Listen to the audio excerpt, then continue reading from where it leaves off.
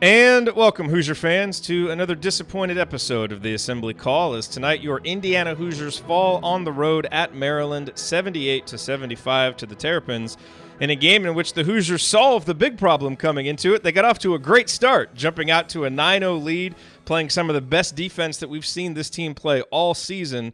But unfortunately, it could not sustain. And despite leading by 8 at halftime, Maryland came out and went on a 16-0 run in the second half, and Indiana never fully recovered. The Hoosiers were able to pick up some buckets late to get it a little bit closer. They only lose by 3, but this was a total breakdown in the second half.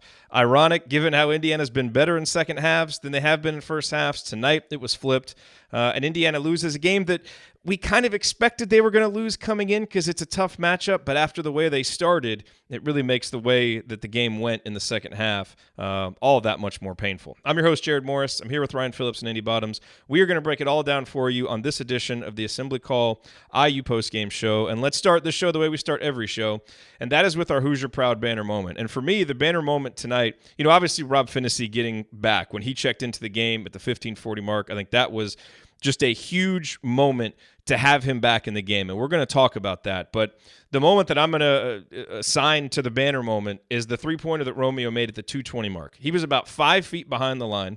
At the time, it brought Indiana within 5, and it came on the heels of 2 empty possessions that I so wish we had back because the game might be different. When Al took that quick 3 and Devontae got in the lane and took that mid-range jumper, we came up empty. Romeo was going off or was about to go off. And if maybe he had those possessions, who knows how this game is different. But Romeo was terrific in the second half. He had 20 points. He was 6 of 6 or 8 of 8 from the line, whatever it was. But the most important development, I thought, was that three-point shot because he would make another one later, a little step-back 3. He made 3 threes tonight. I thought he looked more confident shooting the 3 than we've seen him. It actually, to me, and we'll get Ryan's thoughts on this later, it looks like he's actually changed up his shot a little bit, kind of simplified it. Like it looks like his release is a little bit better to me. And this marks now 4 straight games that he's made a three-pointer. He's shooting in the high 30s over that stretch. We talked early in the season, if Romeo could add that three-point shot to the rest of what he was able to do offensively, it would really take his game to the next level, and we've seen that now. Another huge outburst from him.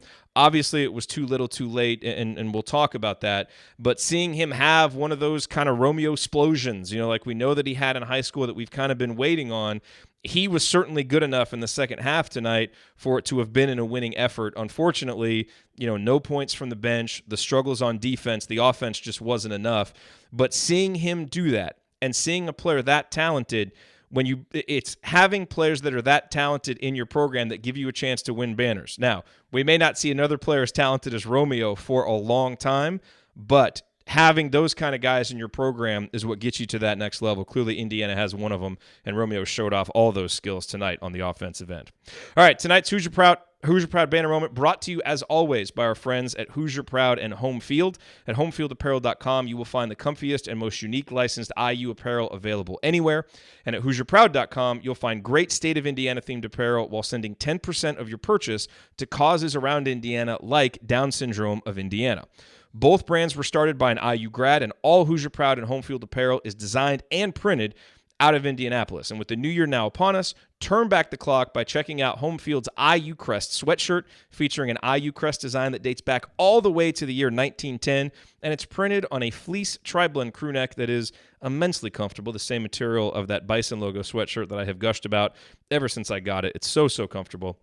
And of course, don't forget to use the promo code ASSEMBLY at checkout to get 15% off your order on either site. That's promo code ASSEMBLY at HoosierProud.com and HomeFieldApparel.com. All right, it is time to move the ball, find the open man, and get some opening thoughts from the rest of our team. And we will start with Andy Bottoms. Andy, your Bottoms line on tonight's IU loss.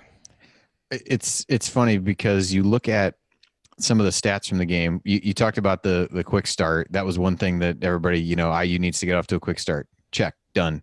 Make your free throws. 16 of 16 from the line. Check. Done. Turn the ball over very little. 7 turnovers in the game, 1 in the second half. Check. Done. And they lose the game somehow. And the reason that you lose the game when you do those things is defense in the second half was just atrocious. There was a stretch that I charted here. 21 possessions, IU scored 33 points. So that's 1.57 points per possession. By any measure, that's incredibly good.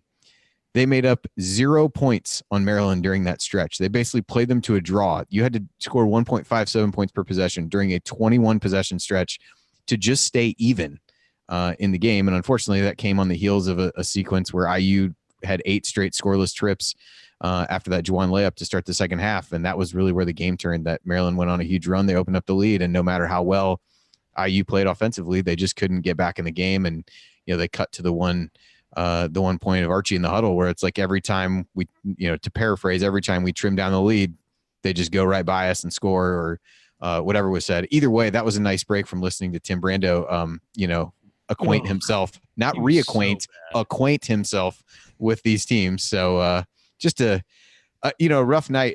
It's one of those where I think, you compare this to the Michigan game where the margin was much more in that game.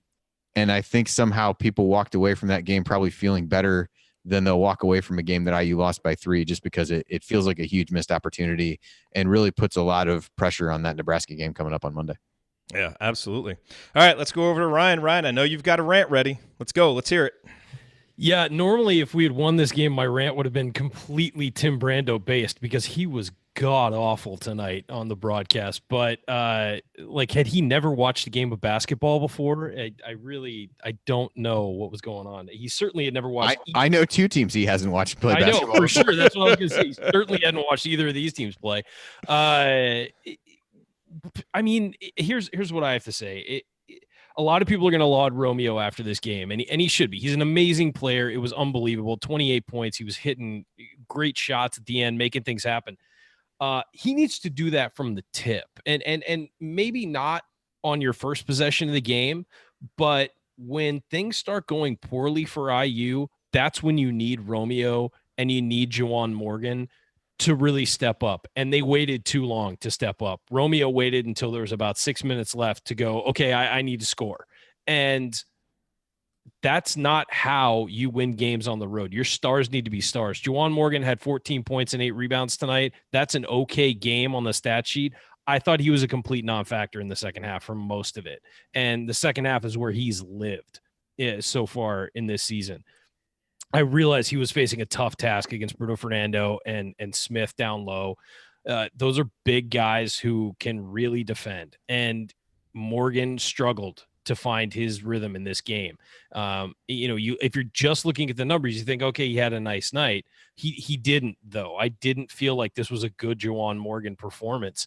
And I know we're asking a lot of him, but right now, those 2 guys are so much of what Indiana does offensively. Justin Smith, when he was in there, was great offensively. But guess what? He got 4 fouls and missed most of the second half, which killed IU on the defensive end. But also, it left an option on the offensive end. And the problem is when you're playing this injured, and look, Rob Finnis, he was great to see him back, but he was clearly limited tonight. Deron Davis tried to go. It's clear he was not healthy, and we didn't see him. I don't think we saw him at all in the second half.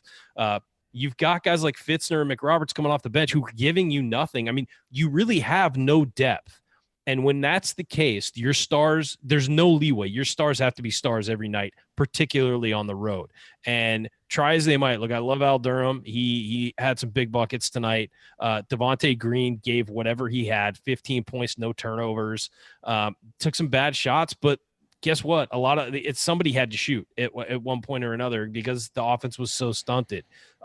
We'll talk about that, Jerod. Don't shake your head at me. Some of those shots are like turnovers. Yeah, he was 4 of 10. I mean, it's not like he shot 20 shots and missed 18 of them. So what I'll say, though, is, yeah, maybe some of those shots were bad and they're turnovers. But you know what? Romeo wasn't demanding the ball. Juwan Morgan wasn't posting up and demanding the ball. They were just kind of playing within the offense. And in the situation Indiana was in, where the offense was completely stunted for 2 really long stretches, they need to step up and say, give me the basketball, let me go to work. And what that does is it makes the defense focus on you, and it opens things up for everybody else. And that's what needs to happen on the road. And Romeo did it late. And that is encouraging that he'll maybe figure out how to do it a little earlier.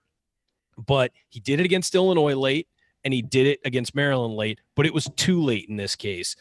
Midway, like early in the second half, he and Morgan should have demanded the basketball. Well, then is that on Archie then to see that this is happening and say, hey, guys, you're the stars. Let's go.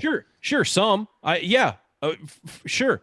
But honestly, Morgan's a senior leader. He shouldn't have to be told when he needs to step up. He should be able to do it. Romeo is going to be in the NBA next year. He shouldn't need to be told when to step up. Yeah, a little encouragement from the coaches saying like, hey, let's go is fine. But those guys know, and those guys know what they need to do. And so I'm not ripping them. I'm not saying they played poorly or whatever. I'm just saying those guys need to know. They need to sense the game when the game's getting away from Indiana, when they're against a 16-0 run. Those guys need to take over and make shots and make something happen to stem the tide. And they didn't do that. Indiana got so far behind that, without miracles on defense, which look, the defense was terrible. We all know it. That's why they lost the game. But without them turning it around defensively, that was the ball game right there. The game was over early in the second half. It really was. And I think we all felt that way.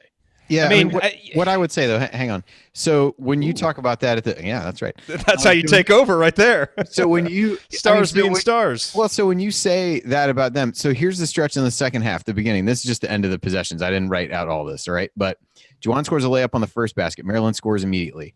The next shots were Al Durham missed 2, Devontae Green missed 3, Devontae Green missed 2, Al missed 3. When Fitzner got just annihilated trying to, post up for an hour before they blocked his shot. I mean, that's 5 straight possessions. Like right. But some of these other guys have to understand who to get the ball to. That's what I'm saying. But why are those guys shooting? I don't know why. No, I'm asking you. They're shooting because Romeo doesn't go get the dang ball. He plays within the offense, which is fine, and that's you should do that normally. But when there's a big run coming, Juwan Morgan needs to say as the ball's coming up the court, get the ball to me in the post. These guys talk to each other on the court. They're not mutes. They don't, it's not like, it's not like they're walking up the court and it's like, well, no, who are we going to get the ball to? Juwan needs to say, hey, give me the ball. Well, if you're Devontae Green and you're the point guard, aren't you aware of who the best players are and who you should get the ball to? That's your job as the point guard. Everybody is at fault. Wrestle the ball away from him while he's bringing it up the court. Yeah, if you need to. I mean, that's how Ryan does it on the show. So yeah, well, you just did it right now. See how easy it was? No, but okay. Here's the thing. I will say. I think you make a good point because it reflects the reality of this team. Like I just like it's those. Not like Romeo wasn't getting touches. But here's the thing. Those 2 possessions when it was 64-58. I mean, Al and Devontae took such quick shots. There wasn't time to get the ball to Romeo. Those are bad shots. So what I'm saying is it's a balance. It's not just on Romeo and Juwan. No, it's also, I think this is. I didn't say that it was not on other people. What I said was, is that people are going to be lauding Romeo for this performance. They're going to be looking at the stats and saying Juwan had a good game. But when the team really needed them, when they were in the middle of that 16-0 run, they did not step up when they were. Okay, I'll tell you something else that would have helped on the 16-0 run. Having your best defensive player on the court. Because I think the key to losing this game, do you realize Justin Smith was plus 22 tonight? And I thought while he was on the court, he was awesome. Now, what he did is he made 2 really dumb fouls in the second half. The one, he's reaching for an offensive rebound that he has no chance to get. And the other one, he slapped the guy. And maybe they're questionable fouls, but you know what? He probably just shouldn't be reaching there. And Justin Smith has become too important to this team to make silly fouls. A month ago, hey, I've got the ball. This is a big moment. I've got the ball. You're not taking it away from me. But he's become too important to this team to do that because, where did this go wrong in the second half defensively? And I'm sorry, I think if he's on the court, it at least equates to 2 or 3 more stops, and it's a totally different ball game down the stretch. So tonight, as important as Romeo and Juwan are, I just want to highlight, for anybody who has missed the development of Justin Smith defensively, he's become the key cog to our defense. And I will say offensively tonight, he scored in 4 different ways. He scored in transition. He hit that little jump shot. He scored on that alley-oop dunk, and he took it from the top of the key all the way to the hole. So, there's a lot of bad stuff tonight, but I thought the minutes he was on the court, on the road in a big game, and this is about the time last year that he really came around, he was really good. And if he hadn't made those dumb fouls, I think we win this game. Okay, so let me just clarify something because I felt like I got run over with a truck there by you guys. I'm not saying that Romeo and Juwan aren't great and that it's their fault we lost. What I'm saying is when you're in a stretch like that, where you're getting run 16-0. It's not like they weren't touching the ball on those possessions. You're right. Later on, there were some quick shots that needed to not be taken. You're absolutely right, Jerod. But Romeo was touching the ball every time down the floor. He was just giving it up. And you're playing within a team system. I get it. It's fine. But you need to sense and read the game and understand that, sometimes you need to take the ball screen, and instead of passing it around the perimeter, take the ball screen and turn north and south. Get fouled. Stop the momentum. Whatever you do, drive into the middle, and maybe then you kick it to somebody instead of just kind of going through the flow of the offense. You need to demand the ball, and you need to make things happen. And for Juwan, he needs to post up Bruno Fernando or Smith or one of those guys and get them in foul trouble like he did later in the game. But I would say, like when it was 43-37 and momentum was starting to turn, Juwan got 2 buckets on offensive putbacks. He did. He did that. So, I mean, they did at times.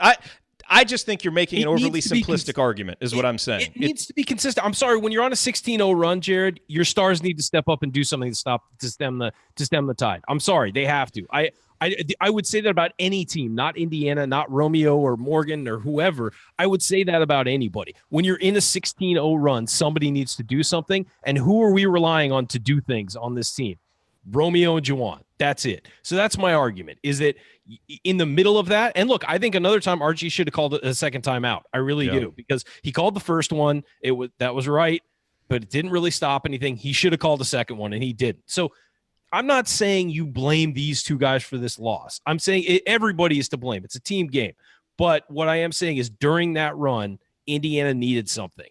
And who do we turn to on this team when you need something? It's those 2 guys, and they need to sense the game and step up in those situations. Also, when Rob can play 30 minutes, that'll help too, because he settles things down. Of course it will, but that's not the reality right now. Andy, why don't you get the last word on this before we take a break? Oh, I don't have it. I said my part on the other piece. I do think Justin, to circle back to that point, I thought one of the first things it looked like, Alex Bozich tweeted out, one of the first things Archie Miller said on his postgame radio show was that they really, losing Justin to foul trouble in the second half was a huge turning point in the game. I think that contributed not only just in kind of base defensive scenarios, but also, trying to limit Maryland's offensive rebounds. He's just a dramatically better rebounder than anybody else they were going to put in for him. And that was just a huge struggle. And like you said, that the 4th foul was unfortunate, where he's coming to double, and maybe that was a foul. The one that really was just a giveaway was the one that he got on his 3rd foul, where Jalen Smith has him completely blocked out. There's just no way that you're going to get that ball, and you just have to know. And I think it's something that we've talked about. It's interesting because we talked about that so much with like Romeo and Juwan after the Michigan game, about trying to, you have to understand that you giving up a basket here is not the worst thing in the world that can happen. And it's kind of funny that we're at a point where Justin Smith defensively is at that point there where it's like, you can't be off the floor if IU is going to be what it is defensively. And so, I think that underscores how important Justin has really become, but he's got to be smarter than, making the 3rd foul there and not putting him in a position where, the 4th one, while maybe a questionable call, you just can't put yourself in a position where that's the one that's going to take you off the floor, because there was clearly no alternative. The other thing Archie said was he, kind of set Duran up to fail by playing him, that he probably shouldn't have been out there tonight. And that's why you didn't see him in the second half. And he just, while you look at him and say, hey, here's a big body you can put on Fernando is so mobile that's, a terrible matchup for Duran, even at full health. I think that becomes difficult. So it was tough. And that, that level of offensive rebounding, while they didn't have a ton of second chance points, so they'd have 9 in the second half. I think it was just extending possessions, the amount of time that IU had to play defense, the energy they had to exert when they weren't getting anything off the bench. Yep. All righty. Coming up, as we continue our breakdown of Indiana's loss to Maryland, I will point out tonight's meaningful moment that you might have missed, and then we will go inside the numbers to highlight the most important statistical notes from the game. You are listening to The Assembly Call. Stick with us.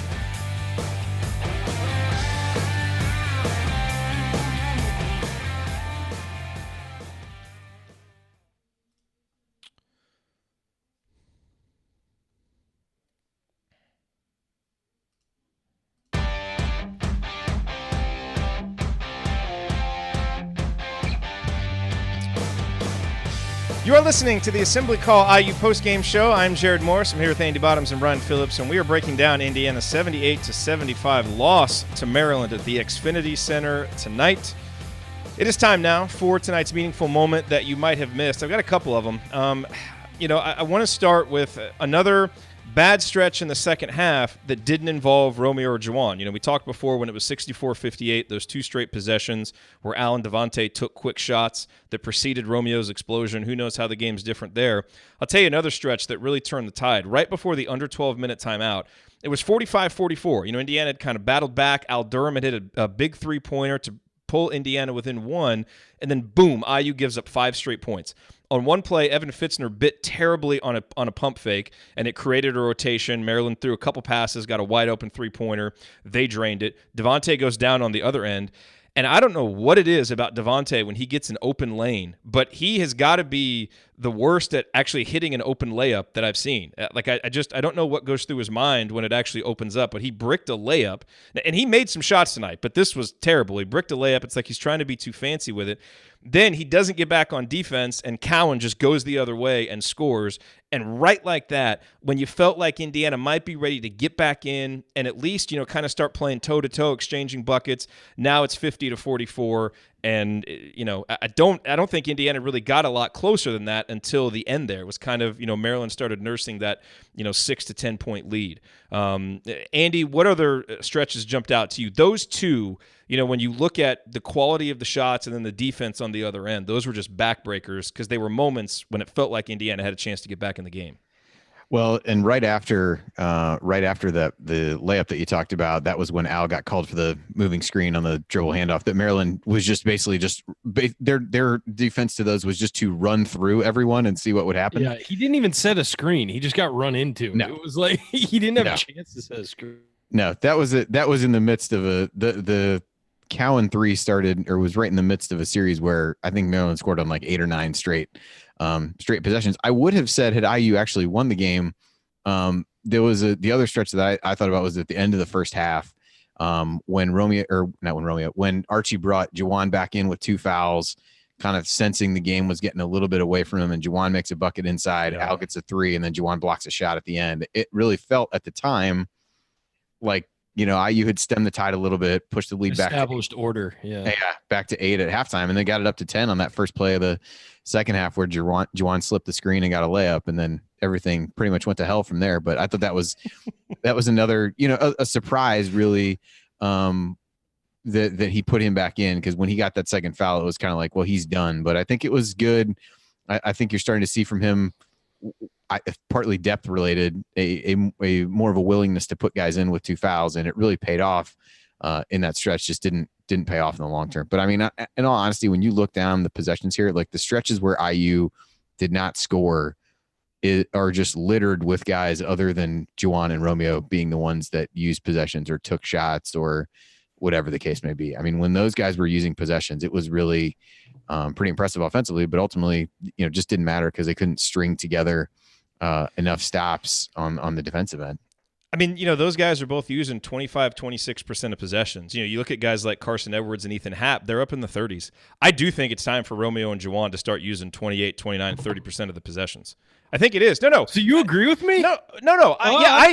Listen. I agree that they should use more possessions because I think some of the other guys take bad shots. I don't think it's a bad thing to give your best players more possessions. I absolutely agree. I don't agree with your tone, like almost that, they were responsible for the big run. But we're not going to rehash that. I never said that. You did too say that. I didn't. I said in that run you need to step up. And right.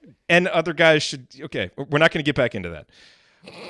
Okay. I could go off all night, Morris. All right, I've got another. I've got busting you up all night. I've got another meaningful moment that we will all enjoy reflecting on. So it's at the 12:30 mark of the first half.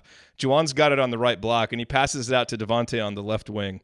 Juwan reposts, and Devontae proceeds to throw one of the greatest post entries that I've ever seen because he threw it from the left wing to Juwan on the right block. He kind of put a little spin on it. Juwan ends up getting 2 attempts at the bucket over Fernando. He missed both. But, Devontae continues to be this team's best post feeder. And when he doesn't – I was about to say when he doesn't get too fancy with it. Like, that wasn't fancy. It looked pretty, and he put a little spin on it because he had to get it there. Yeah. So, look, the thing with Devontae is his creativity – and his just, kind of natural aggression and confidence is what allows him to make great plays. It's also what forces, compels him to take shots that we all question, but it creates passes like that most players wouldn't see, and then most players also wouldn't attempt. And I thought that was just a beautiful pass. So I just wanted to reflect on that because it was a thing of beauty. Brian, what other moments stuck out to you? What possessions do you want to criticize Juwan and Romeo for not grabbing the ball? The run was but actually, you know what? It started to turn towards the end of the first half, and Andy mentioned that, and they kind of stemmed the tide a little bit, but you could feel the game getting away from them at the end of the first half. You really could, and Maryland started beating Indiana with its offense at the end of the first half. So I really thought that was a meaningful stretch, because while Morgan did have that great block and Al hit a three, you got the feeling they went into the locker room with some confidence, and that was really bad. And honest, quite frankly, Indiana had a very long stretch of not scoring in the first half. They could have buried Maryland in the first half. And to Maryland's credit, Maryland didn't give up. Maryland kept plugging. They just weren't hitting shots.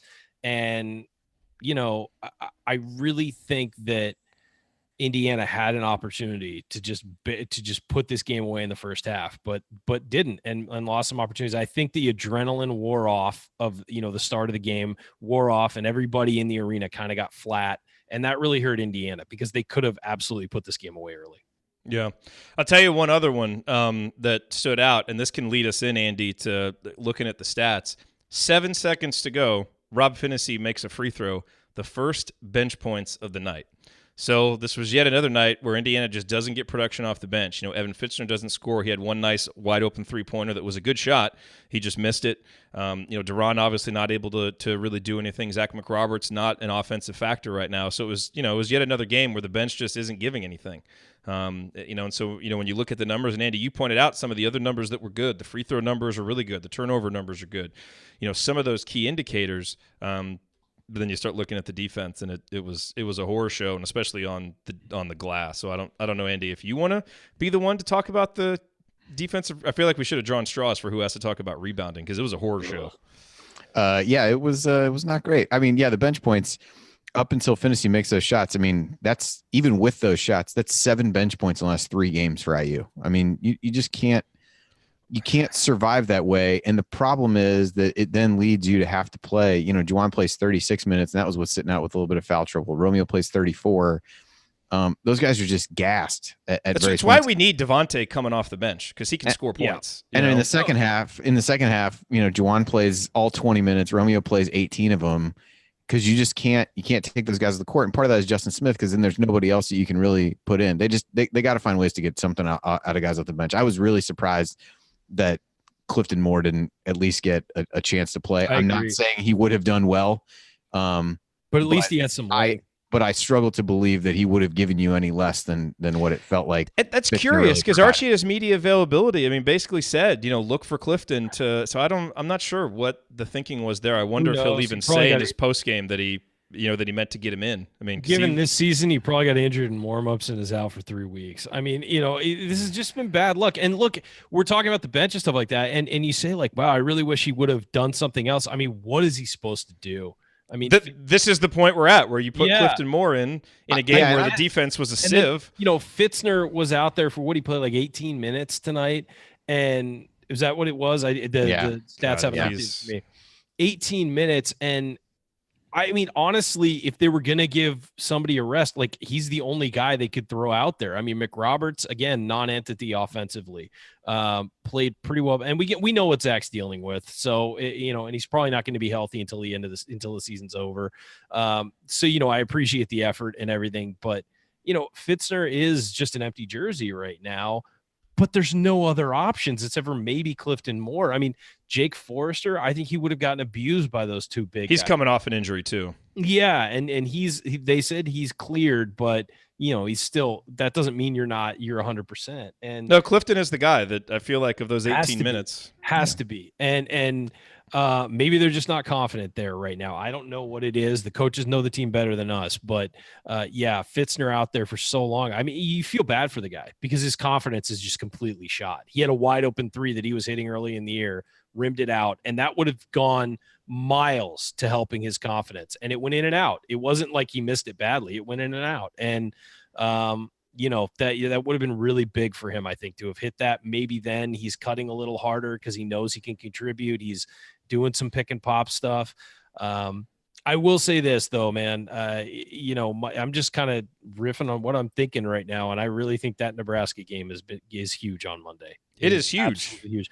Not just for the record in the Big Ten, because it's a long season. There's plenty of time left for this team to do whatever it's going to do, but just for the confidence of these guys. I mean, it's enormous for them to get a win. And again, as we talked about with this game, stem this run, like stop this run of badness and just say, okay, there's things you can take away from a game at Maryland. I think that if you asked me before the game and said Maryland's going to beat Indiana by 3, I'd be like, you know what, that's probably okay. With this was essentially the Ken Palm prediction right here. It's everything they're dealing with. What happened? The fact that they came out so well, had the lead, and lost it, and how it happened, that makes it disappointing. But if you back up and just look at it on the schedule, you say, okay, yeah, a road game against a team that's probably just outside the top 25. You lose by 3. It's not too bad. But we all saw what happened, and that's what was concerning. There's a lot they can learn from this loss, though. And the other stat that jumps out is Indiana jumps out to a 9-0 lead, and we haven't really touched on that too much, because obviously it gets lost and everything. Yeah, something like that. And that was a great start. Indiana came out playing with their hair on fire on defense. They really were executing well on offense, and that was great to see. This Maryland team, they just played a game at Minnesota where they were down 6 at the half and outscored them by 20-something in the second half. So, I haven't followed their games all year, but maybe they're a team that plays better in the second half. Who knows? The thing that I think that early start did is, you get out to that early lead and you feel like you should kind of coast the rest of the game. This Maryland team presented some real challenges for Indiana because of their size, because of their ability on the offensive glass, because this is not a great defensive rebounding team. And those things ended up, obviously coming true as we went down the stretch. And then, Justin missing that time in the second half, So, yeah, I think when you step back and look at how this game played out, it's kind of understandable. It just stings more because you come into it thinking, man, our big problems are the way we start. We turn it over too much. We don't make our free throws. We did all of those things, and we lost.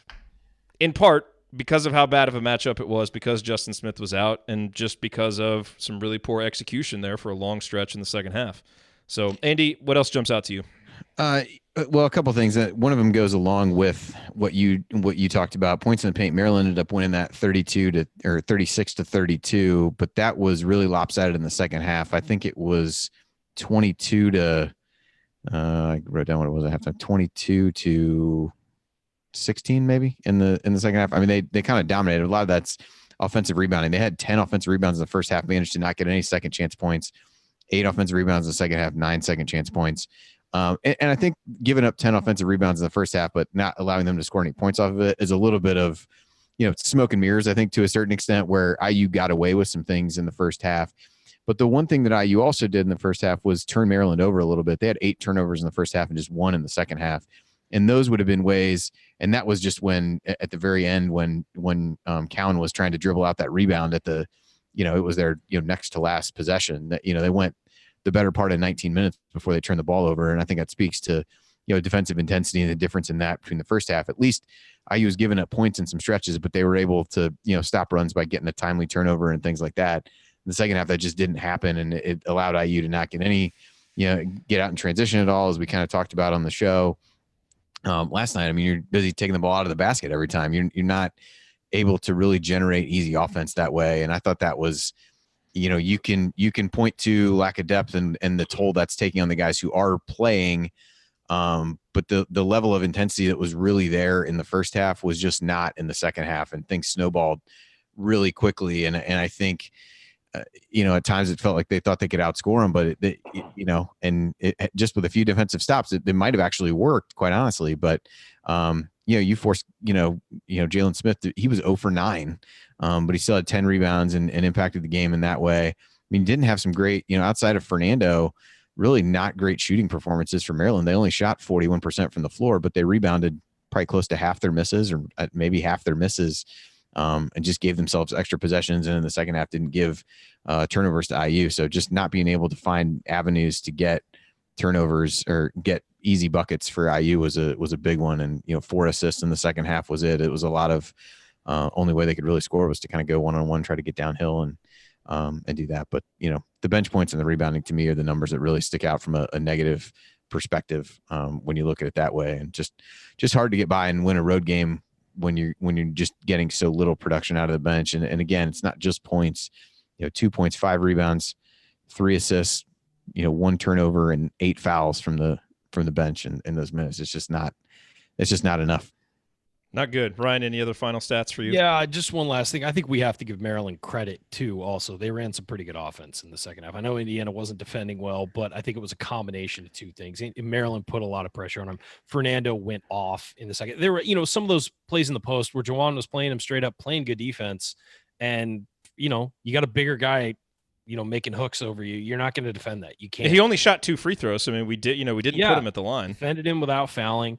Yeah. And they knocked down some shots too. They had some scramble threes that went in. I mean, so you have to give Maryland credit. They played very well in the second half. I think that's kind of getting lost in the shuffle. They dropped 51 points on what is a good defensive team. And not all of that can be attributed to bad defense. I think some of it was them running some really good offense. So credit to them. They got into it in the second half and really were humming offensively. Mark Turgeon getting a game ball, maybe. No. little offense I like to call throw the ball at the basket and go get the offensive rebound because they can't get it. All righty, coming up on the Assembly Call, we continue our breakdown of Indiana's loss to Maryland. We'll talk about some of the other guys like Al Durham, dive in a little bit more to Juwan Morgan's night, and some other stuff. That's here on the Assembly Call. Stick with us.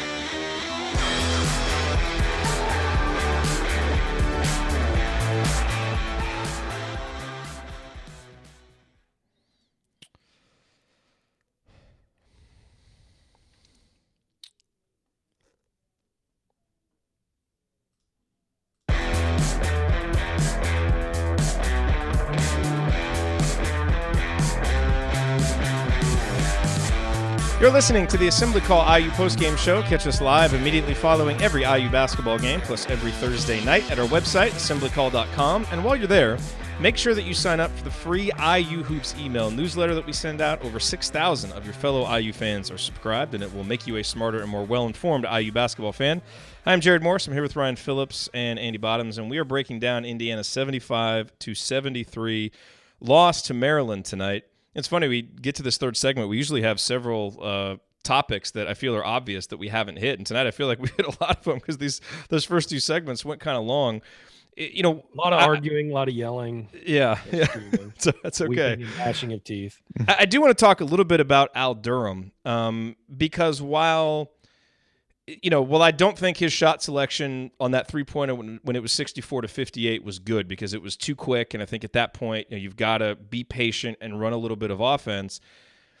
I thought he did some encouraging things tonight. I thought, a couple of the threes that he hit were big shots, like the one at the end of the first half when the lead was down to 5. That was a big shot. The 3 that he hit to make it 45-44, those are big shots. And we're starting to see his confidence emerge a little bit because, again, I think some of these games earlier in the season he was disappearing in a little bit. And now, to me, he's showing a little bit more mental and physical toughness and a little bit more confidence. And I think that's good. And I think he's a guy that, even with Rob back, and whenever Rob reassumes, his position as the starting point guard, I think Al's going to stick in the starting lineup, and then you'll have Devontae coming off the bench. And so I thought overall tonight from Al, I'd love to have that one possession back. And defensively, I don't really think anybody played well for that stretch in the second half. I thought he was okay. I mean, he was trying to do too much because he was trying to help on over rotations and all that stuff. Because we've talked about this with defense before, and we talked about it after the Michigan game. If one guy is off on his rotation, then everybody else has to compensate. It makes everybody look bad, so if you see Al scrambling late to his guy, it might be because he had to help on somebody else's, not just that he laid off too long. And so, I thought there was a lot of scrambling that went on. Maryland's floor spacing was much better in the second half, and that puts a strain on the defense no matter who you are. Yeah. I want to reflect a little bit on Juwan Morgan's. One quick thing to go back to that. I tried to jump in, but had muted myself. So,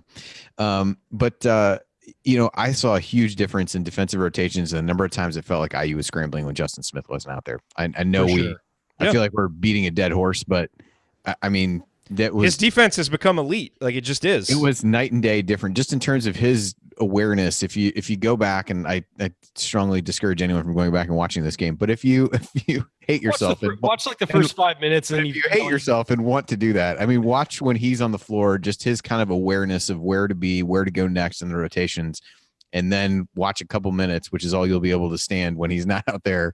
And that was really in the second half where things really got out of hand. Just guys scrambling and things like that. So I want to talk a little bit about Juwan Morgan. Ryan, we talked about his line. His 14 points. He's 7 of 13 from the field, 8 rebounds. Did have a block and a couple of steals. And, he was 0 for 3 from three-point range. Usually he would make, 1 or 2 of those, and that, makes his points look a little bit better. The way thinking about the matchup that he has, Ryan, against Bruno Fernando, it was always going to be a little bit tougher for him down low, of course, to do what he typically does. And I agree that maybe earlier in the game he can be a little bit more assertive, that kind of thing. But I thought overall defensively, I thought he did a pretty good job because he defended Fernando without fouling. Had to play 36 minutes. Like, he can't go all out 100% for 36 minutes. Like, you can tell that there are times that he gets a little bit gassed out there when he can't as he should, when he can't get a few more breaks.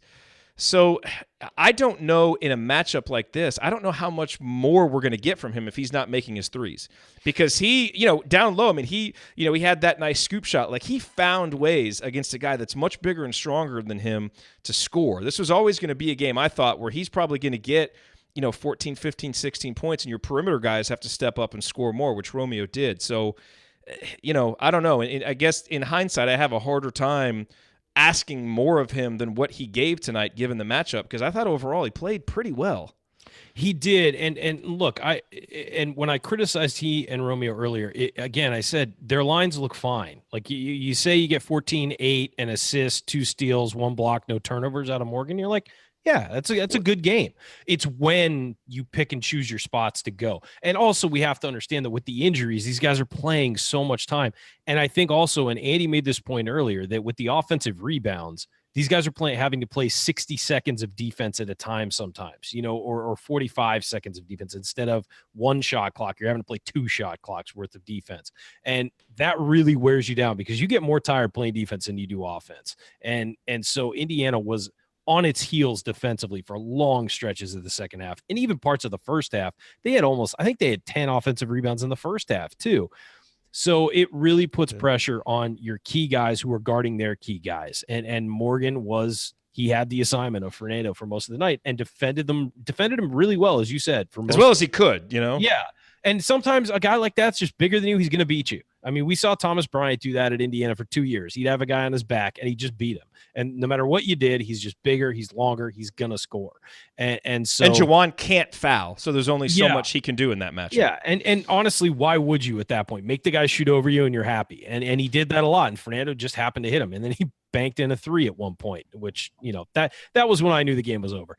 But look, I think that with Juwan, he played well, but again, it's not even about scoring. It's about when the ball is in his hands, defenses have to pay attention to him. And I feel like if you get him the ball on the block, yeah, Fernando can play him one-on-one, but everyone's going to be watching. And that's when you can maybe get something going for somebody else. Like, get him the ball on the block, have guys cut off of it. So yeah, some of that is coaching. But I also feel like when this team is down and when it's struggling, the play is give it to Morgan in the post or give it to Romeo, get him a ball screen at the top of the key.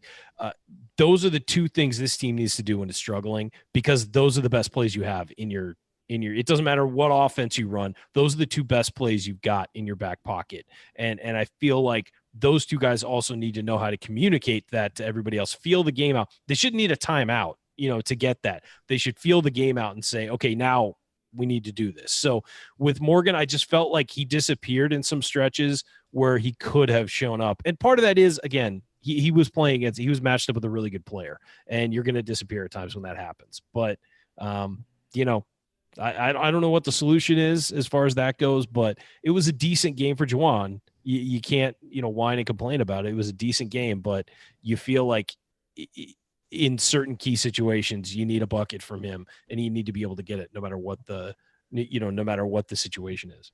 You like to see him get to the line more than 0 times. True. And you could argue that he should have, because he doesn't often get many calls. Well, look, and on 18 offensive rebounds, I would say at least 8 of those, Maryland was climbing up the back of Juwan and Justin and whoever, and Fitzner and whoever else was in there. They're at home, but after the first 5 minutes, they weren't getting those calls. You're not expecting to get them the rest of the game. I mean, but they were getting shoved around, and it happens. So it's part of playing on the road in the Big Ten. I think that's, one of the things Juwan usually can get some offense off of is putbacks. And he was the only guy on IU that had an offensive rebound and was responsible for IU's, 2 second chance points. But I think at least 2, maybe all 3 of the rebounds were just off of his own shots where he was already right by the basket. Like he wasn't getting any that were kind of outside of his immediate, area after he shot the ball. And I think that, one speaks a lot for Maryland's, rebounding and just generally their size. And I thought this was a game where Juwan's, a little bit undersized when you really think about what he's being asked to do. And this felt like a game where that really was evident just based on how big Fernando was. I think it was evident on both ends. Juwan's trying not to foul and just, be there with his arms up. And just unfortunately against a guy like that, that's just not necessarily going to be enough. Yeah, I thought they were tougher and kind of quicker to 50-50 balls after about the first 10 minutes. And I was about to say, well, we have guys playing so many minutes, but we had 2 guys play 30 minutes. They had 3 guys play 30 minutes. And Cowan and Fernando both played as many minutes as Romeo and Juwan. So, I don't know, Ryan, I think you make a good point that when you're, when you lose the offensive rebounding battle, whatever it was, 3 to 20 something, you are playing a lot more defense. So, that can tire you out, but still it's a consequence. I think, and it'll be interesting to listen to, to what Archie says, because after the Michigan game, he said that he thought that, we just weren't tough enough at the start of the game. And I think he's right. And I think this is still a program that is learning how to be tough for 40 minutes, both mentally and physically. Now that, we came out early in this game and really were, and we've seen it in stretches. And when this team plays tough, they play really well, but they also go through stretches, they'll have really good offense, and then it's like they relax and they settle for shots. And they'll play some really good stretches of defense and force some shot clock violations, and then they relax a little bit. So I think this team is still, and whatever that reason is, because it's the second year in a new system, because you've got injuries, because you're still working out the chemistry. There's probably many, many reasons that contribute to it. But this team, I think, is still trying to figure out, how to have the kind of toughness that Archie wants them to have to win with the kind of profile they have. Because, remember, this is a team that, we made 7 3-pointers tonight, which is good. I thought that was a key. We were going to have to make 5, 6, 7 threes, and we did. And without Juwan's missed threes, they hit 50%. Yeah, so. And so this was a good overall, by the numbers, a pretty good offensive game, but we're not just going to go out there and be this high-flying, prolific offense. We're still – that can keep us in games, but we're going to win games with toughness. And in some of the games that we've won late, we've really had that late. And, when it was kind of winning time tonight, we didn't have that mental and physical toughness. And I think that's just something that still has to develop within the program. It's not there. It's a little bit inconsistent. If you're going to go on the road and win a game like this against a team like Maryland, when things aren't going your way for a little while, I think you got to have that toughness. What else we have? Andy, what else you have for this segment? What other storylines have we not hit yet? I just don't even know if I can hit any other stuff. I mean, I really think we've hit on just about everything. We talked Romeo and Juwan. I mean, I guess we didn't touch on Devontae a whole lot. We alluded to him a little bit. I thought he was great at the start of the game. Yeah, he, and made all 5 of his free throws, didn't have a turnover. As we said, though, I just thought some of the shot selection and understanding, what was needed when, which I think is, at this point, I think you can make the argument about him and with Fitzner. I think we know who these guys are at this point, and it's just you can just win with how Devontae played tonight. When he gives you 15 points, makes his free throws, gets a couple of assists, gets some rebounds. Yeah, no turnovers. Like, he was not perfect, and you'd like to have some of those possessions back, but you can win with this from him. Like, you need a third guy to step up and get double. What did we talk about on Assembly Call Radio? And Devontae gives you 15 points. So he is a reason that some of those possessions didn't go our way, but I don't think he's a reason we lost tonight. No, I think that's fair. And you mentioned that some of those bad shots were like turnovers. I completely agree with you. I do not argue that at all. But a lot of people, I think it's easy because he's struggled in the past. People immediately, every time he has a bad shot, go, "Oh, he's killing us." And he did not kill Indiana tonight. He makes one mistake, and my Twitter mentions go insane, and I just can't look. And so ridiculous. 4 of 10 from the field. I bet the thing is, I think the perception of Devontae is such that if you ask people after the game, write out what you think his stats are, they'd never be right. 7 turnovers, 2 for 18 from the field. And look, Devontae does a lot of dribbling. I don't love that. I mean, he's not like what he does is not my favorite kind of basketball, but you can't deny what he does sometimes is a product of the fact that nobody else is doing anything. And in the first half, a couple times in that really bad stretch, he drove in and took floaters in the lane. I'm fine with that if nobody else is going to step up and try and attack. And he missed them both. But you drive into the lane, you can get fouled. Maybe it goes in. He's made shots like that before. Those aren't my favorite shots. But if nobody else is stepping up, then that's just, he has to do that in some way, in some cases. So again, if you get this performance from Devontae Green every week or every game, you're thrilled with it. If everybody else steps up and does what they're supposed to do and the team defends like it's supposed to. I did think he struggled. I thought he did a really good job on Cowan in the first half. Some of the shots that Cowan made, I think he might have only made 3 in the first half, were really difficult shots. I did not think he was as disruptive defensively in that. That one play that Jerod mentioned where he just kind of was flat-footed and just wasn't back and set. I think there were sequences where he kind of let his struggles offensively in the second half impact his defense a little bit more than you would like. That's probably one thing that I would say. The shot selection I was not a huge fan of, but I can, as you said, if he scores 15 points in a lot of games, it's not necessarily a bad thing, but you kind of look, took him, 10 shots to do it, 4 of 10. I don't know, but the free throws were a positive, and he was a positive in the plus minus on the game. But I thought defensively in the second half was probably more of a struggle than anything from my perspective. Yep. All right, coming up on our final segment, we hand out our game balls. We hit any other storylines we haven't hit yet, and then in last call, we will deliver our final thoughts on Indiana's loss to Maryland. That is next on the Assembly Call. Stick with us.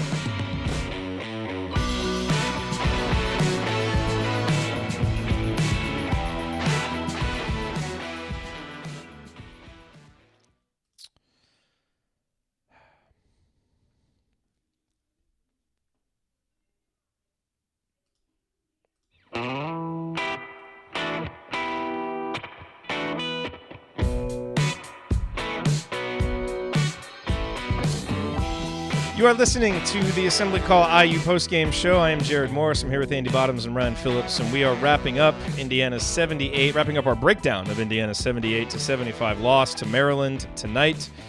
Guys, it's time to hand out our game balls. Currently for the season, Juwan and Romeo both have 5. Deron has 2. Rob Finnessy, Devontae Green, and Justin Smith all have 1.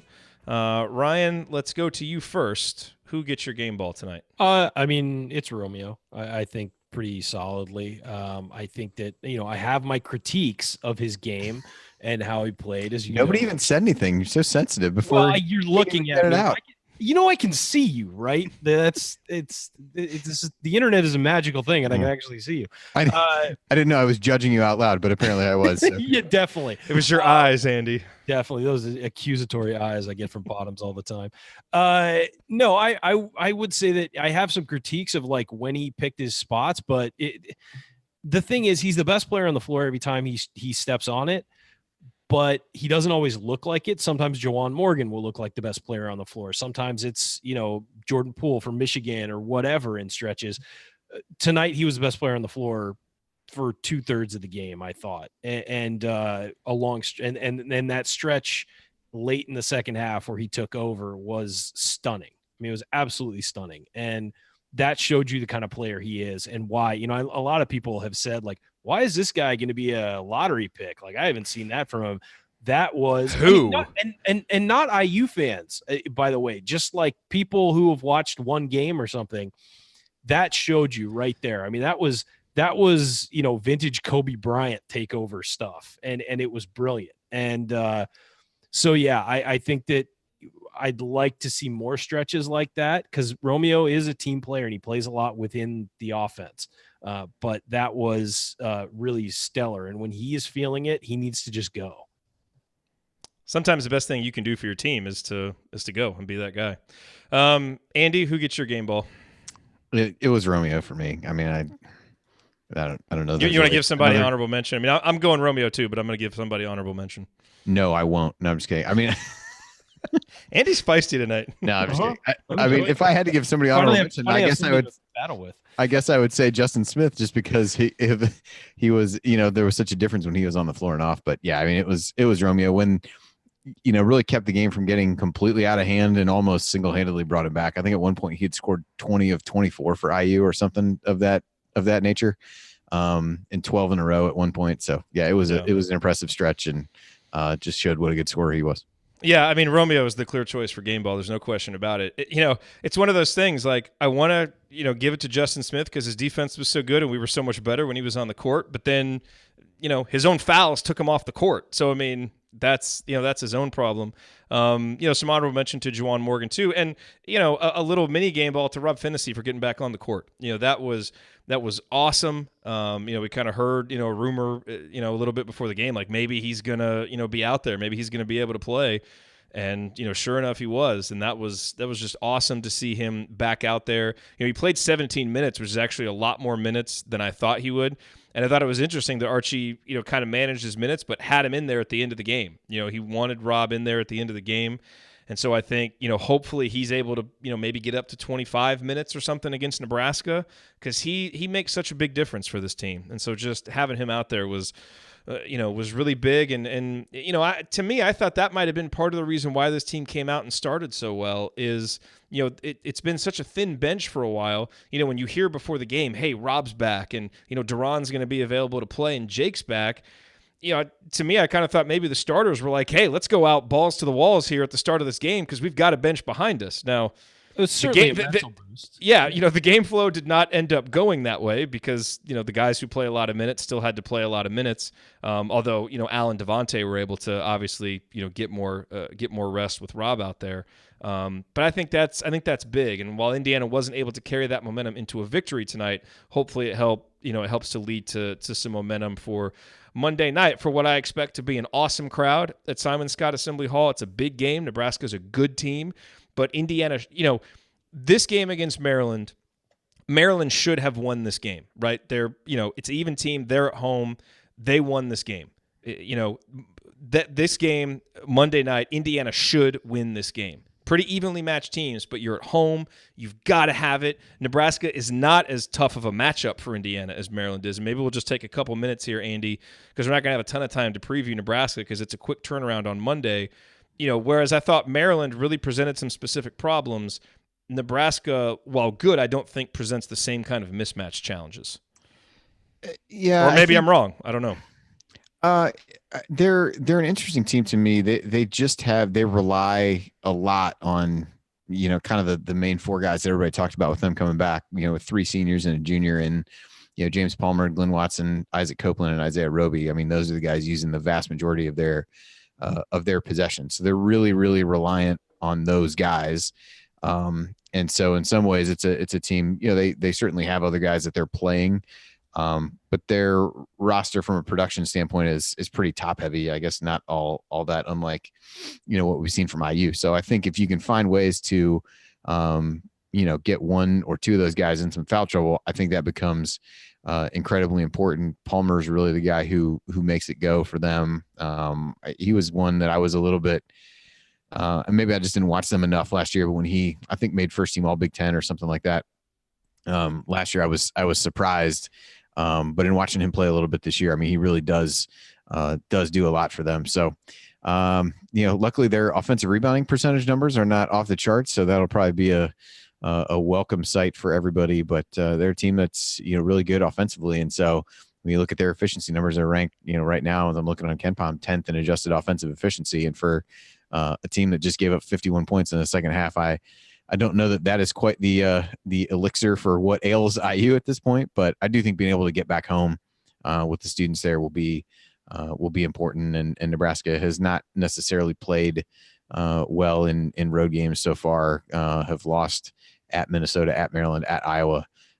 So if there's a positive to be taken away, they've not played well away from home. Their only true road win was at Clemson by 2 points in the Big Ten ACC Challenge. So I think that helps, gives you a little bit of a little bit of confidence, and maybe that's something that, with the crowd behind them, something that can push IU through the moments when they're need to stem the tide and do something like that. So I think it'll be a good game, but I do think a better matchup, but also a team that's proven to be pretty good offensively. So not too much room for a letdown by any means. Couple quick things from the chat mob real quick. Ryan, you stirred people up with the Kobe Bryant comparison, but people generally agreeing with it. I just thought it was a Kobe sequence, where there were times where he would go on hot streaks where he'd score like 18 straight points for the Lakers. Yeah. It's just... And also, to bring everybody down, here's this from our good friend Galen Clavio. IU scored fewer points in the first 10 minutes of the second half tonight than they scored in the first 10 minutes of the first half versus Michigan. Ouch. So, look, this has been kind of a whack-a-mole program for about 5 years, where it's like you have a problem, and it's a big problem, then you fix it, and then another thing that you were good at just falls by the wayside, and that's kind of what happened tonight. We fixed the start, and we've been a team that's been dynamite in second halves, especially the start of second halves, and it looked like we were well on our way to that with that first bucket, and then our pets' heads fell off. So it was not good after that. All right, let's get to last call. You're listening to the Assembly Call IU postgame show. Remember that because you're an Assembly Call listener, you get 15% off your entire order at HoosierProud.com and HomeFieldApparel.com. So if you want officially licensed IU gear, go to HomeFieldApparel.com. And if you want one of our Assembly Call logo t-shirts or one of Hoosier Proud's unique Indiana-inspired designs, visit HoosierProud.com. And on both sites, use the promo code ASSEMBLY at checkout for 15% off of your entire order. All right, guys, it's time for last call. Ryan, one more time to defend the point that you made in segment one. No, I'm actually going to say this was not the way I wanted to spend my Friday night, watching a loss and then having to stare at YouTube jokers for an hour. But no, you're just lashing out because you know that you're wrong. It's fine. That's it's very unbecoming. 100% right. What I will say is, Indiana, there is stuff they can learn from this loss. And look, this team is going to have to weather some stuff with the injuries and everything. This team's going to have to weather some stuff. And tonight is one of those nights where you got to weather something. And it didn't go right. And they ran out of steam and allowed Maryland back in the game. And Maryland took advantage. So kudos to them. What Indiana needs to do is come out and win on Monday. And the other thing they need to do is get healthy. I mean, we've been saying that for weeks, but Indiana needs to get healthy. That's the only way that you're going to be able to have a deep bench, that you're going to be able to give rests to guys like Morgan and Langford and feel confident about the results, is when you get a deeper bench and you get more guys who can do things off the bench. Missing Race Thompson, we don't know what the situation is. We don't know how long he's going to be out, but he's a guy who I think can do some things in this league and right now. And this may be a lost season. We don't know because he hasn't been playing, but some of these other guys need to A, get healthy, and B, get some more experience and be able to contribute and take advantage of the opportunities when they do get in. Like a Clifton Moore needs to take advantage of the opportunity next time he gets on the floor and attack and do something that makes the coaches know that he can't sit on the bench anymore, because they need something from this bench and their depth, and they don't have it right now. So that's what needs to happen to this Indiana team. They need to win on Monday. There's no question about it to me. You can't go to 3-3 after starting 3-0. It just for the momentum of the way everything is going, you need to win that one, settle yourself, stem the tide of this losing streak, and then they need to get healthy. And those are the two most important things right now. If you're an Indiana fan, look for them to hopefully get a win on Monday and then just kind of work their way to health. Yep. All right. I got to get out of here, folks. Thank you. See you, Ryan. All right, Andy, last call. Like I said at the beginning, apparently dinner with his parents is more important than listening to what we have to say. Yeah, us jokers. So, all right. Yeah. Anyway, what are you gonna do? He's just mad because we called him out. And I know. Taking my mic and going home. Yeah. No, I just, I go back to what I said at the beginning. It's funny to look at this game and the Michigan game, and they're both losses, and the way that they unfolded led you to feel worse about the one that you lost by 3 as opposed to the one that you lost by, 12 or 13 or whatever the final margin of the Michigan game ended up. And, the reality is they just had such a bad stretch toward the end of the first half and the beginning of the second. It's funny. Somebody asked me on Twitter, I think one of our favorites, the Hank Hill on Acid Twitter account, asked basically, because I said, I made a point about this stretch where, scored 33 points on 21 possessions and basically like played it even. His question was, what was points per possession when it was 28-14 until Maryland led 43-37? Said, not being trite, genuinely curious. I was just figuring it up now. I was trying to do that while Ryan was talking. IU, I can tell you, scored 9 points on 21 possessions in that stretch. And Maryland scored, I believe, if I'm doing the math correctly, 29 points on 22 possessions, just because it was the way that the half ended. So that was a huge stretch there at the end of the, going through that. So while, yes, you can kind of point to that stretch in the second half where IU's offense was elite, it was also a stretch where they were really terrible, quite frankly. And just, as we said, wrong guys taking shots and things like that. So it's a struggle because I feel like we circle back to the same points about these guys are playing a lot of minutes. There's just not depth. The bench doesn't score because there's nobody to turn to. All those kinds of things. I mean, Monday is the time for, no more excuses, and you got to find a way to win that game, because then I think you've got some time off. You go into Purdue game again on a team that's a lot like IU right now. They're very reliant on, in their case, one guy instead of two. But at some point you got to start to build some momentum in the stretch. So hopefully that begins on Monday. I was optimistic the way this game started that you could really kind of let yourself look and say, hey, if you can, get this game on the road, you go back home, have some more time off, play, Purdue in what's sure to be a raucous and difficult environment, but one from a talent standpoint, you feel like you might be able to win with. And now you flip from that feeling potentially to now your back's kind of against the wall and you really can't or don't want to lose another game in this stretch. So Monday becomes, I think, what could be a real turning point in the season. Not to say that things are going to, go downhill completely if they lose that game, but it really becomes an important one. And so I'll be interested to see how they react. I do think there are some things to build on, but the defensive intensity has got to be there for longer than it was tonight. And that was really, keep Justin Smith on the floor, keep that intensity up. And I think it's a game they walk away with and, kind of steal on the road. But as it is, you're kind of left with a empty feeling at the end in a game that feels like you gave one away, and in the way that the Michigan game doesn't really feel like you gave it away. It was a game that you probably expected to lose, and really from the jump never felt like you were in. This one feels like the opposite, in a game that was imminently winnable and couldn't come away with it. Yeah. Now, missed opportunity, no question. I mean, this was a game Indiana was likely to lose, but that they had a chance to win. And I thought Zach Osterman put it really well. It was in his pregame article. Maybe he tweeted it or something. He said, this is a game Indiana wins if they're going to compete at the top of the Big Ten. If you're going to compete for a Big Ten regular season title, you win this game. And, Indiana doesn't. So, okay, you got to go back. You got to, win that home game against Nebraska. You got to win one of the next two on the road. We've said, there are going to be some losses in January. You got to be prepared for that. There's nothing about losing by 3 at Maryland, a team that'll be in the top 25 that was already ranked 20th in KenPom, that is necessarily bad. So, we've got to take the lessons from this game, get better. I'll say, my lasting impression that I'm going to take away from this game that I hope is a harbinger of things to come is what Romeo did in the second half. And, while we gave Ryan some crap for the point that he made, there was a little kernel of truth in it, in that, when you have a guy like Romeo, he does things. I hope people appreciate this, and I think people do. He is able to do things on a basketball court that very, very few players in the history of this school, really the history of this conference, can do, when you combine his athleticism, his grace, and his skill. And especially when he's going to the basket, and just the way that he can find different angles to get to the basket, how solidly he puts the ball up on the backboard every time. He does so many little fundamental things well that make him so much fun to watch. And we saw, I didn't watch him play in high school, but, talking to Alex Bozich and other folks who, have seen him play, you heard about these just Romeo explosions that would happen, where he would just take over and, go off for 16, 18, 20 points in a quarter. And we saw that tonight. I don't think it'll be the last time. I'm hoping that this is a precursor to him starting to use more possessions for Indiana. You still have to get other guys involved, but I do think there's more opportunity for him, maybe early in the game to maybe get going a little bit.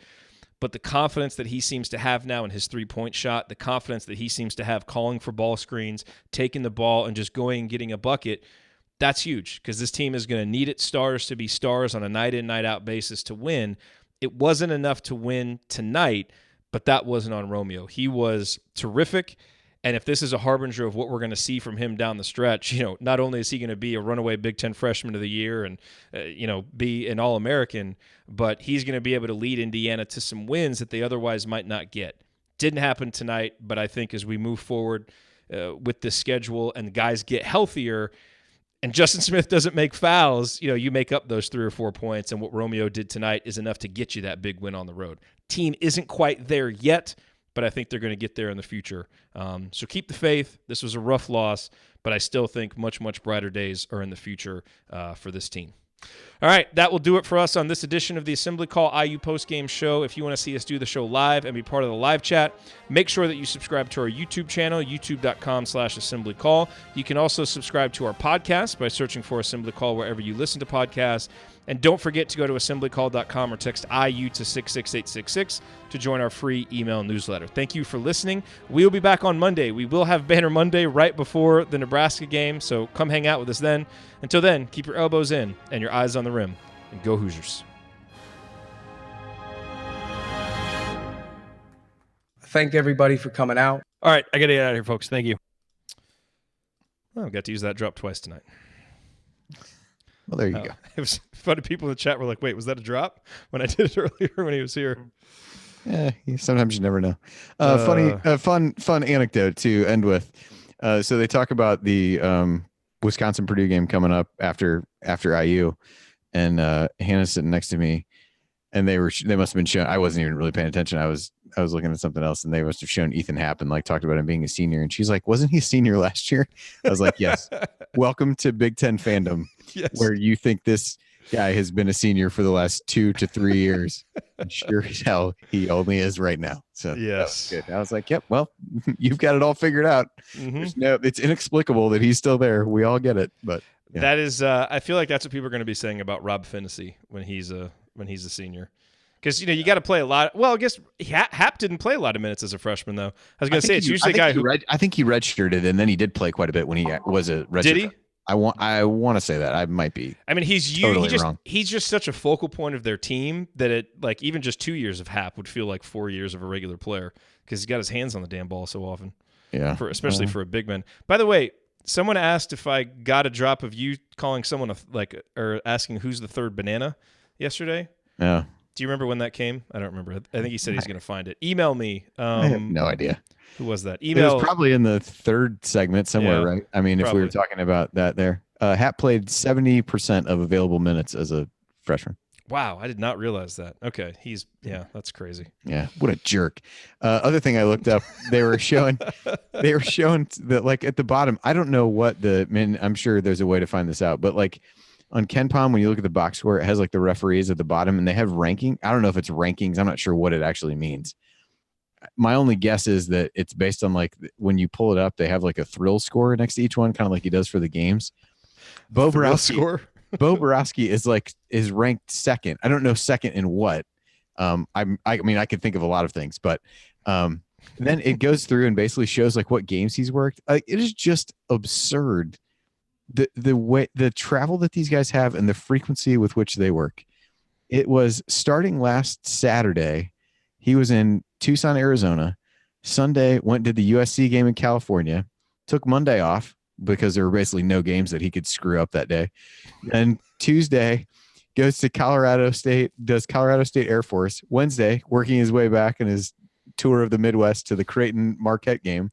Good Last night works Michigan, Illinois, and tonight goes to Maryland to screw that up. This guy. Wow. I mean, I'm sure. I didn't realize their travel schedule was that insane. I'm not sure. Smokes. Well, I don't know if that's atypical crazy. Or not, but that's pretty wild. So Bo Borowski, number 2. Yeah. Number 2 in something. Yeah, he's number 2 already. that just used to be a segment of the show. Andy's Bo Borowski update. Good Lord, that guy. Yeah, I just loved how he just had to assert himself at the end of the first half when he hadn't called enough stuff for a while. By the way, we never got to the KenPom numbers. It's interesting how Indiana's KenPom profile is kind of flipped. We're now 28th offensively and 43rd defensively. So we're right there at 27th. Our margin hasn't really changed a whole lot, but the way that we're getting to it has changed because, the defense hasn't been very good and the offense has been better. Yeah. So The defense was yikes. Man, holy smokes. Like really bad for a sustained period of time in the second half. So Romeo's up to 27% possessions used now. So that number is just going to have to keep creeping up there. Oh yeah, I mean the end of the game, like I said, when I started like keeping track of these during the games, and I only kind of write who took kind of the final shot, even if there's like offensive rebounds and stuff like that. I'm also reading that basketball and paper book that Dean Oliver wrote, and it's like nice. He devoted like an entire chapter to like how he would chart these games. It's just pure insanity. Like who dribbled, who did whatever. It's just I can't even fathom doing it. But anyway, as I was on here, there's this stretch at the end. Romeo jumper, Romeo 3, Romeo missed 3, Romeo free throws, Romeo free throws, Romeo 3, Romeo missed 2. Jeez. It was pretty amazing. But at that point, that's what needed to happen. So apparently should have been happening the entire game. I look forward to us having a discussion when he wrestles the ball away from a teammate in the run of play, so that Ryan can stand up and applaud him on the show next time. No, he'll come on the postgame show and accuse him of taking a good shot away from Devontae. All right. Yes. Anyway, it's been a long week. I need to go have a couple beers. Yeah, that sounds good. All right, man. All right. Thanks for joining us, everybody. What a fun way to spend a Friday night. Are you in for Monday? I think you are. Yeah, you're not. You're good for the rest of the postgame shows, right? I think I'm good for. I'm not really at a point where I feel like I can look that far ahead. But yes, I believe that's correct. That email that you sent, I think you. I know. I think that is that a 6 o'clock tip or something? 5:30. It is early. No, that must be like the pregame. It can't tip at 5:30. That's. Oh no, I'm sorry. 5:30 Central, 6:30. Oh, 6:30. Okay, yeah, I think they must be coming on with like the Fox thing because they were. I think it's on Fox Sports 1 again. Oh, God help us if Brando's doing the game, but at least we'll have seen Indiana play once. So that'd be one more time than we saw him coming in tonight. But they said something about it being 6. I was like 6. I gotta leave work early, make sure I don't get stuck in traffic. But yeah, Ryan's gonna have to set an alarm and wake up. I will. I know that's a big time. Come on, dude. Well, it's true. Yeah. Well, what are you gonna do? But yeah, I'll be here for that one, and then they got off until Saturday after that. I guess we'll have a radio show in between. But so yeah, I will be here. Cool, man. Sounds good. All right, everybody. Everyone. Now that you don't have to watch this. Have a good weekend. If you're sharing the assembly call rooting interest, then you're rooting for the Colts, of course, the Patriots, the Eagles, and the Rams, because we live in Dallas and we don't like the Cowboys. So I don't like the Cowboys, and I don't live in Dallas. So. those are the official NFL choices of the assembly call. That's a view that everyone should hold. So that's fine. Yes, it is. Yeah. My worst nightmare is a Cowboys team led by a guy that went to Ohio State. It's like pure hell on earth. I can't even handle it. So, anyway. Okay. All right, everybody. Good times. See you guys. Talk to you on Monday.